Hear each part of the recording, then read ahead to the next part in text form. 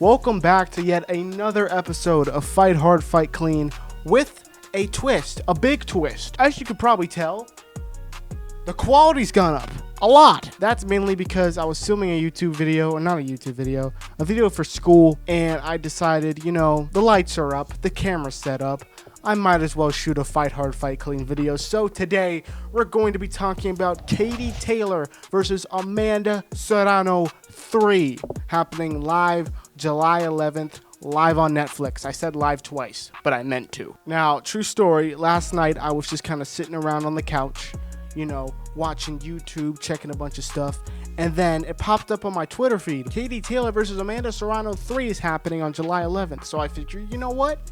This could be a great Fight Hard, Fight Clean video. But I realized I've only seen the second fight, which was on the undercard of Jake Paul versus Mike Tyson. So I wanted to rewatch the second fight and then watch the first fight if I could find it. Well, guess what? I found it. Both fights were incredible, but before we get too much into the past, let's focus on the rules and guidelines and all the tea happening with the trilogy. The fight's going to be 10 2-minute rounds, and apparently, according to Amanda Serrano, she shook on it with Katie Taylor to make the fight 10 3-minute rounds. But when it came time to sign the contract, Katie Taylor was kind of like, let's keep it those 2-minute rounds. At the press conference, Katie Taylor kind of mentioned like, yeah, I shook on it that we'll fight again. I never mentioned doing 3-minute rounds, but it's kind of normal for the challenger not having, you know, the authority to say, let's do 3-minute rounds. I decide because I'm the champ. Regardless, I think it would have been cool to see 3-minute rounds, but I'm also not going to complain about those 2-minute rounds because they push the fighters to give us so much more action, and oh my goodness, the last two fights they've had was nothing but action. All right, now it's time to talk about the past, and the main headline fact is that Katie Taylor has won both of the fights. However, when you read between the lines, you can see that it wasn't all that dominant of a performance when you look at those two wins. In both fights, Amanda Serrano managed to hurt Katie Taylor in a way that Taylor has not been able to hurt Serrano. In round 5 of their first fight, Serrano had Katie Taylor on Bambi legs, like she was ready to go down, and I'm surprised she didn't. In the second fight on Netflix, in the first round, right near the end, she connected with a left hand that kind of bounced her back into the ropes. Obviously nothing horribly bad, but you know, it was enough for people to notice like, okay, that shot affected Katie Taylor. Another thing I noticed was that a cut opened in the same exact spot for Amanda Serrano, right above that right eye in both fights. Now, I believe this is normal because of the orthodox and southpaw exchange. When you're both coming forward, it's normal for a head clash to happen and sometimes cuts appear. And in the first fight, there was no question about that. And also in the first fight, the cut opened at the very end of the fight. I believe it was one of the last rounds, so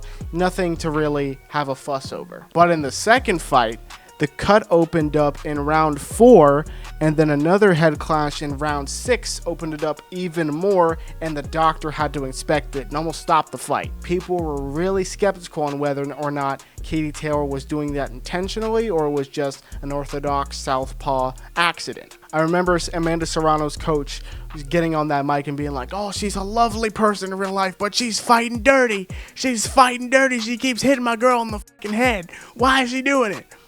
And I was like, well, I don't know. It's normal, but we don't know what's inside Katie Taylor's head. We don't know if she's trying to hit Amanda Serrano in the head with her head intentionally, or it's just an accident. We don't know. Both fights were amazingly close, and in the first fight, Amanda Serrano was leading, but Katie Taylor managed to kind of make a comeback from round 6 through 10, and it was a great performance. No one really had any contention about Katie Taylor winning that fight. But in the rematch, people were pissed. There were so many people on social media, you know, boxing shows, all of that stuff that really thought Amanda Serrano won that fight. And I remember watching that night and I was like, okay, yeah, I'm a bit skeptical. I know I'm not a boxing expert, but I'm a little skeptical on that decision because it was a unanimous decision for Katie Taylor. I decided while I was watching it last night to keep a scorecard open and then score round by round to see who I thought won the fight. After the 10 rounds, I realized all my suspicions were true because I had Katie Taylor losing to Amanda Serrano, and I had it 94-96 in favor of Amanda Serrano. So even though on paper this is just Amanda Serrano trying to get a win against Katie Taylor, this should be labeled as a grudge match. Katie Taylor has won, Amanda Serrano has won. this final trilogy will truly determine who is better between the two. Now, in terms of a prediction, it could still go either way. Katie Taylor has some incredible hand speed, and in both fights she was able to use that hand speed to land amazing combinations that by themselves won the rounds. However, Amanda Serrano has some insane power that if Katie Taylor's not careful, she could find herself knocked out. Not to mention that Amanda Serrano will not stop walking forward. In both fights, she literally did not stop. I don't think she took one step backwards. Just constantly guard up, walking forward with a giant gash over her eye. Coming forward, jab, coming forward. If I had to pick one right now, I'm going to say Amanda Serrano's ring generalship and overall power is really going to get to Katie Taylor this time, and the judges are going to finally recognize it, and Amanda Serrano is going to take the fight by TKO or decision.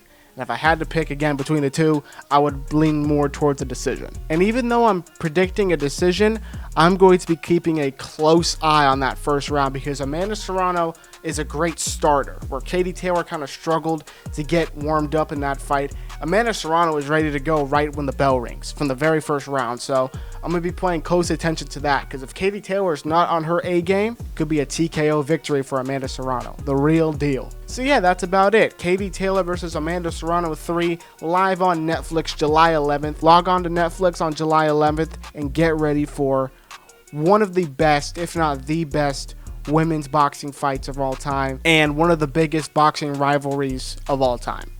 Regardless if it's men or women, Katie Taylor versus Amanda Serrano will go down in history as one of the best rivalries in the sport. Hands down. So I hope you guys enjoyed. I might be doing this setup a lot more often because I'm usually using this webcam, this little bitty webcam right here. So yeah, let me know if you like this setup with the studio lights and the big fancy camera. And while you're down there giving me your opinion, subscribe, hit the like button, do everything you want down there. And I'll see you in the next video.